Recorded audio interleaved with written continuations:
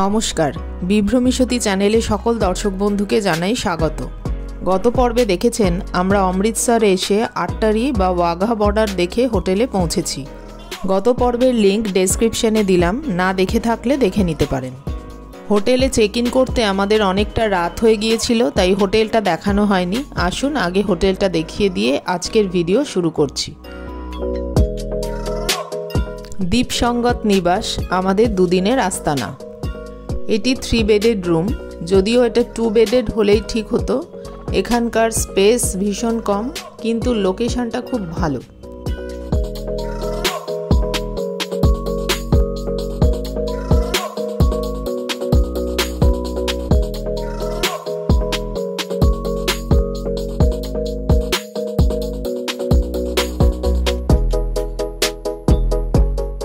বাথরুমটি ছোট্টর ওপরে গিজার যুক্ত এবং পরিষ্কার পরিচ্ছন্ন।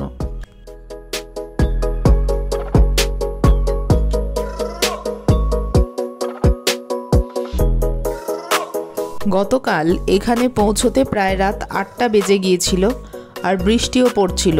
স্বর্ণ মন্দিরে যাওয়ার চেষ্টা করেছিলাম, কিন্তু আমরা যেতে পারিনি। আজ সকাল থেকে চলছে মেঘরৌদ্রের খেলা। আমরা তৈরি হয়ে ব্রেকফাস্ট করে বেরিয়ে পড়েছি। এখন প্রায় সকাল 10টা বাজে। আমরা সারা দিনের জন্য টোটো ভাড়া করে নিয়েছি। প্রথমেই চলে এলাম বাল্মীকি মন্দির। এটি রামতীর্থ মন্দির নামেও পরিচিত। এখানেই প্রাচীন বাল্মীকি আশ্রম ছিল বলে মনে করা হয়। এখানে আপনাকে জুতো খুলে জমা দিয়ে তারপর মন্দিরের মধ্যে ঢুকতে হবে। চলুন মন্দিরে প্রবেশ করতে করতে মন্দির সম্পর্কে কয়েকটি কথা জেনে নেওয়া যাক। রামচন্দ্র যখন সীতাকে পরিত্যাগ করেন, তখন সীতা এখানে আসেন এবং মহর্ষি বাল্মীকি তাকে আশ্রয় ও সুরক্ষা দেন।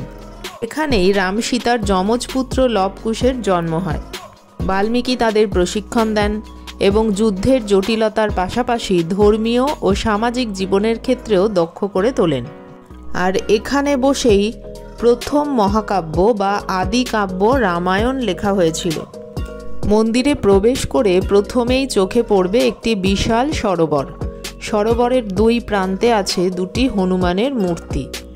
এই হলো মূল মন্দির। এছাড়াও সমগ্র অঞ্চলটি জুড়ে আরও কয়েকটি ছোট ছোট মন্দির আছে।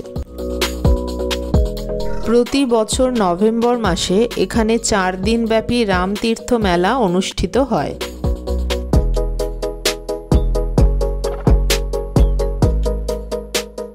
আমরা এবার মূল মন্দিরে প্রবেশ করব। এখানে রয়েছে বাল্মীকির একটি বড় মূর্তি এবং জায়গাটি ভীষণ সুন্দর করে সাজানো।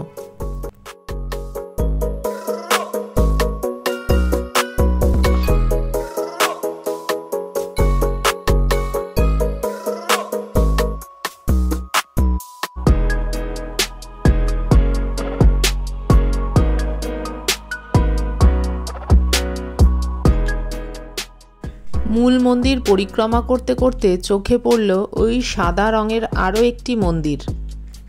এটি প্রাচীন মন্দির লেখা আছে। চলুন এগিয়ে দেখি সেখানে কি আছে।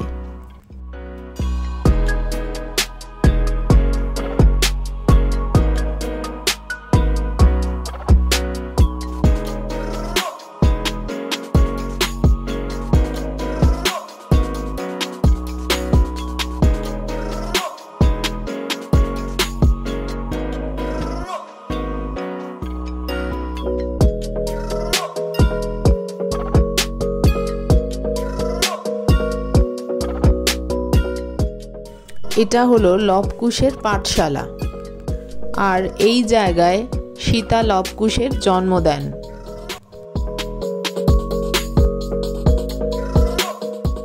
এবার চলে এসেছি সেই জায়গায় যেখানে লবকুশ রামচন্দ্রের অশ্বমেধের ঘোড়াকে ধরে রেখেছিলেন, আর এই গাছের নিচে বসেই সীতা তপস্যা করেছিলেন।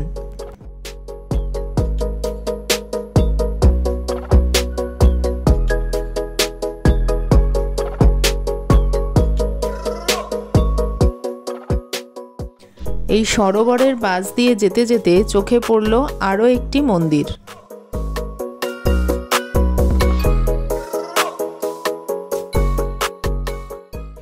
এই মন্দিরে শ্রী রামচন্দ্র, সীতা দেবী ও লক্ষ্মণ বিরাজমান। এর পাশেই গুহার মধ্যে অবস্থান করছেন বীর হনুমান।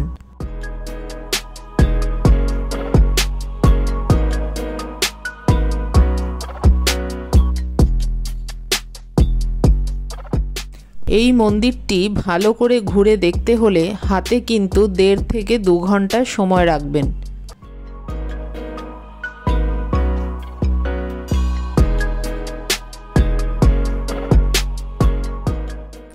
বাল্মীকি মন্দির দেখে বেরিয়ে পাতা ঝরার মরশুমে রাস্তার পাশে পপলারের সারিতে চোখ আটকে যাবেই।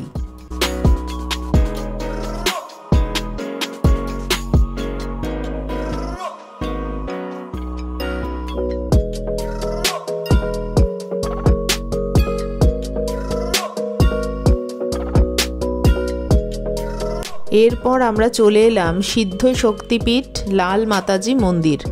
এটি এখানকার বৈষ্ণোদেবী মন্দির। মন্দিরের উল্টো দিকে জুতো জমা রাখার জায়গা আছে, আর মন্দিরের সামনে আছে ডালার দোকান। ইচ্ছে হলে এখান থেকে ডালা নিয়ে নতুবা কেবলমাত্র দর্শনের জন্য মন্দিরে প্রবেশ করতে পারেন।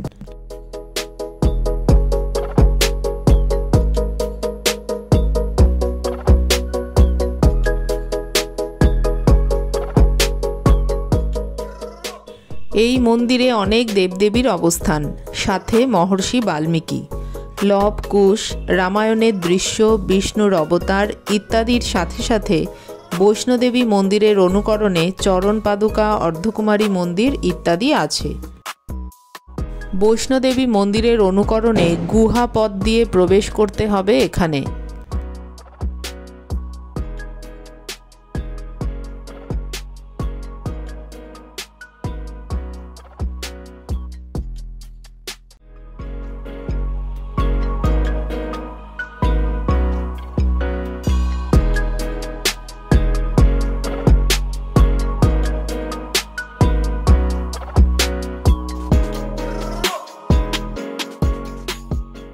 বিভিন্ন দেবদেবীর মূর্তি এবং দৃশ্য দেখতে দেখতে আপনি সবশেষে পৌঁছে যাবেন বৈষ্ণোদেবীর দরবারে। সেখানে দেবী দর্শন করে পুজো দিয়ে বেরিয়ে আসুন।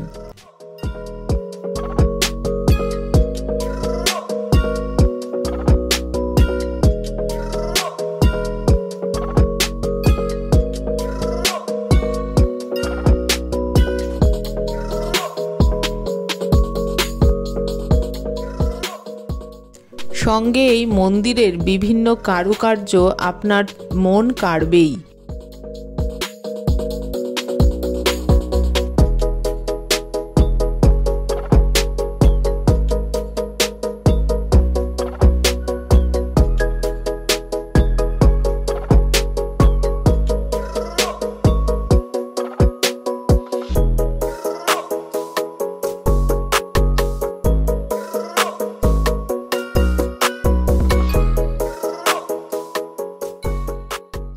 এরপর আমরা দেখব গোবিন্দগড় ফোর্ট।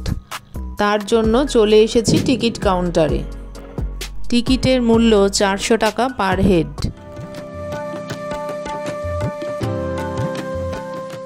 চলে এসেছি দুর্গের প্রবেশপথের সামনে।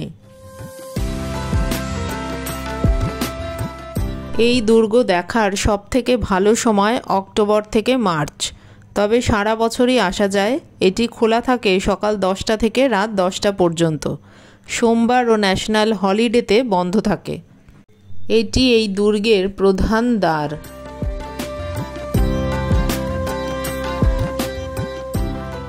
প্রধান ফটকের ডান দিকে রয়েছে একটি বড় ঘণ্টা। এই দুর্গটি 18 শতকে নির্মিত হয়। শিখ শাসক মহারাজা রঞ্জিত সিং পরে দুর্গটি দখল করে সংস্কার করেন ও সম্প্রসারণ করেন। এই দুর্গ মুঘল যুগ থেকে ব্রিটিশ রাজ, ভারতীয় সেনাবাহিনী থেকে পাঞ্জাব সরকার পর্যন্ত অনেক ঐতিহাসিক ঘটনা ও পরিবর্তনের সাক্ষী। এই দুর্গের প্রথম নাম ছিল ভাঙিয়ান দ্য কিলা। পরে রঞ্জিত সিং এর নামকরণ করেন গোবিন্দগড় দুর্গ। আমরা যে দরজা দিয়ে প্রবেশ করছি এটা নলওয়া গেট। এছাড়া এখানে আরও 3টি দরজা রয়েছে। দুটি বুরুজ আছে, একটি পরিখা এবং একটি প্রাচীর সহ দুর্গটি বর্গাকার আকৃতির। এই দুর্গে শিখ, মুঘল এবং ব্রিটিশ স্থাপত্যশৈলীর সংমিশ্রণ দেখা যায়।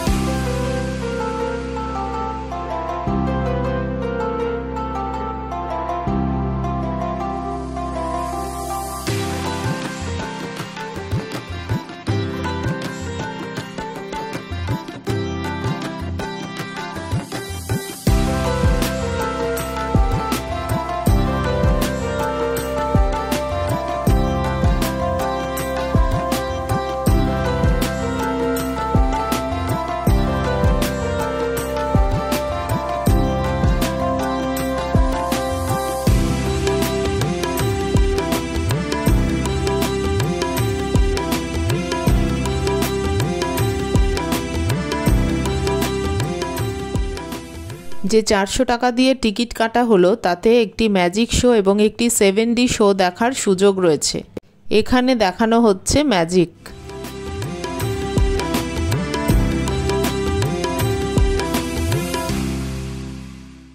এখন বেলা প্রায় 3টে বাজে। সেই সকালে ব্রেকফাস্ট করে আমরা বেরিয়েছি, এবার পেটে কিছু পড়া দরকার। আর ফুড কোর্ট চোখে পড়তেই খিদেটা যেন উত্তরোত্তর বৃদ্ধি পেতে থাকলো।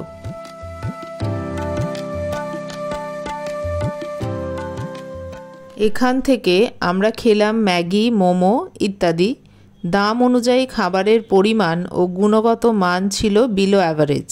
যাই হোক, খানিক ক্ষুধা নিবৃত্তি হলো।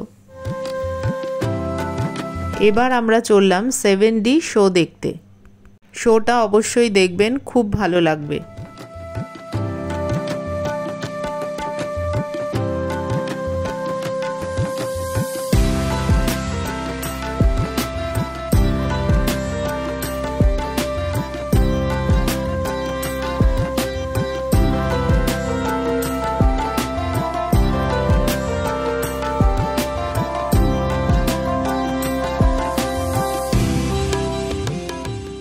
শোটা দেখে কেল্লাটা খানিক ঘুরে দেখলাম। ছোটদের খেলার বেশ কিছু সামগ্রী রয়েছে, আছে দুটো বড় উট, এদের পিঠেও চড়া যায়।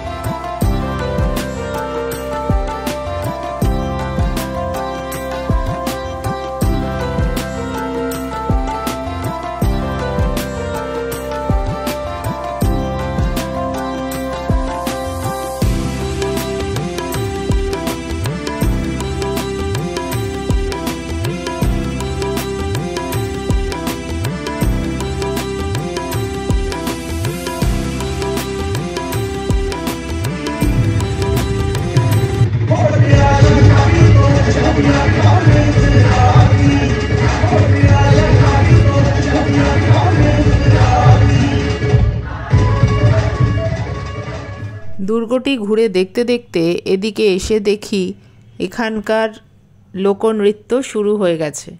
আমরা এই নাচ গানের খানিক আনন্দ নিয়ে দুর্গ থেকে বেরিয়ে এলাম।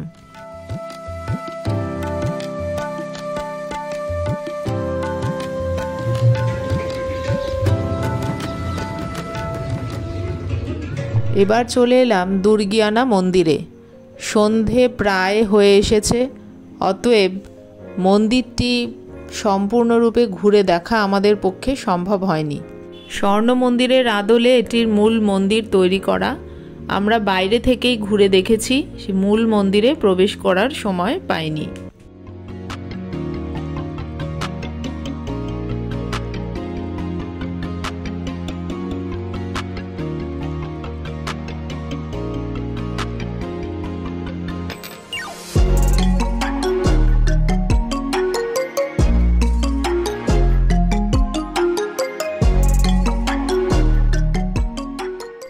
এখানে প্রত্যেকটি মন্দিরের সাথেই রয়েছে লঙ্গর। এরপর চলে এলাম জালিয়ানওয়ালাবাগে। এটি সকাল 6:30 থেকে সন্ধে 7:30 পর্যন্ত খোলা থাকে। অক্টোবর, নভেম্বর এবং ফেব্রুয়ারি, মার্চ এটি দেখার সেরা সময়।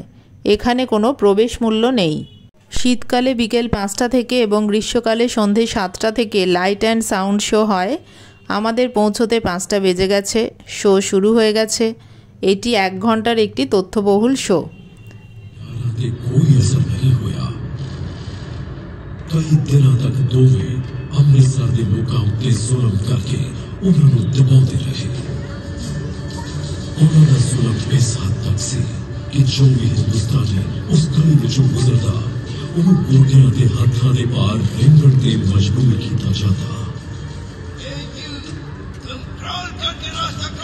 सारा पंजाब इस अंग्रेजी आतंक का सामना कर रहा है। अपने आप को जमीन पे रगड़ते हुए निकलो यहाँ से। দিনের আলো থাকতে থাকতে এখানে এলে দেখাতে পারতাম পার্কের শেষ প্রান্তে লাল ইটের দেওয়ালে 36টি গুলির চিহ্ন, শহীদের কূপ, যেখানে গুলির হাত থেকে বাঁচতে অনেকে ঝাঁপ দিয়েছিলেন। শহীদদের সম্মান জানাতে নির্মিত স্বাধীনতার শিখা। এরপর আমরা হোটেলে ফিরে ব্যাগপত্র রেখে একটু ফ্রেশ হয়ে চললাম রাতের স্বর্ণ মন্দির দেখতে। স্বর্ণ মন্দিরের খুব কাছে হোটেলটির থাকায় আমাদের এই ব্যাপারে বেশ সুবিধাই হয়েছিল। স্বর্ণ মন্দিরে ঢোকার জন্য ছোট পোশাক পরবেন না এবং মাথা ঢাকা দিতে ভুলবেন না। আর ঢোকার আগে নির্দিষ্ট জায়গায় জুতো জমা রাখবেন এবং জলে পা ভিজিয়ে তবেই মন্দিরে প্রবেশ করবেন। এই স্বর্ণ মন্দির বা হরমন্দির সাহেবের নির্মাণ কাজ শুরু হয়েছিল 1851 সালে। নির্মাণ কাজ শুরু করেছিলেন পঞ্চম শিখ গুরু গুরু অর্জুন। এটি হিন্দু ও ইসলামী স্থাপত্যের এক অনন্য মিশ্রণ। মন্দিরের উপরের গম্বুজটি খাঁটি সোনা দিয়ে তৈরি। মন্দিরে প্রবেশের 4টি পথ আছে, যা জাতি, ধর্ম, বর্ণ নির্বিশেষে সকল ভক্তের জন্য উন্মুক্ত। মূল মন্দিরের চারপাশে রয়েছে অমৃত সরোবর। এর জল খুব পবিত্র। এই জলে স্নান করলে নাকি রোগ ব্যাধি সব সেরে যায়। গতকাল রাতের স্বর্ণ মন্দির দেখার পর আজ সকালে আবারও চলে এসেছি স্বর্ণ মন্দিরে। আজ খানিক পরেই আমাদের রয়েছে ফেরার ট্রেন, তাই ফেরত যাবার আগে আর একবার মন্দির দর্শন করার জন্য আমরা চলে এসেছি। খুব সাবধানে এখানে ভিডিও করতে হচ্ছে, কারণ নীল পোশাক পরা স্বেচ্ছাসেবকরা এসে দেখতে পেলে তারা কিন্তু কিছুতেই ভিডিও করতে দিচ্ছেন না। স্টিল ফটো তুলুন যত খুশি, তাতে অসুবিধা নেই, কিন্তু এনারা ভিডিও করতে দিচ্ছেন না। স্বর্ণ মন্দিরের লঙ্গর সেবা গ্রহণ করবেন। আমরা চলে এসেছি অমৃতসর স্টেশন। এখান থেকে আমাদের ফেরার ট্রেন রয়েছে জালিয়ানওয়ালাবাগ এক্সপ্রেস। এবারের মতো ভ্রমণের গল্প শেষ। আবার নতুন কোনো গল্প নিয়ে আসবো খুব শিগগির। সবাই ভালো থাকবেন, সুস্থ থাকবেন।